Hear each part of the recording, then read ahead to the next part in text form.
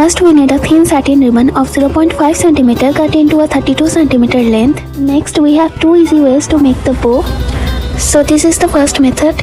Ribbon को fingers के बीच ऐसे होल्ड करके आप बो बना सकते हो. For the second method, I take both ends of the ribbon and make a small knot in the center and the bow is ready. Made some more bows like this way. Now we will attach the bow to a hair clip. I have three options. First one is bobby pin. Apply glue and stick the bow.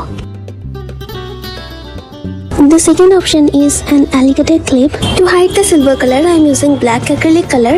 Again glue and attach the bow. The third option is a tick-tack clip. Apply glue and stick the bow. After the glue dries completely, the DIY bow ribbon hair clip is ready. So you can style your bow hair clip like this. It looks super cute and you can also customize it with any ribbon color to match your outfit. I think baby pink will look really nice as well. That's it for today's video. I hope this was helpful. If you enjoyed it, don't forget to like, share and subscribe. Thank you so much for watching. Bye. See you in my next video.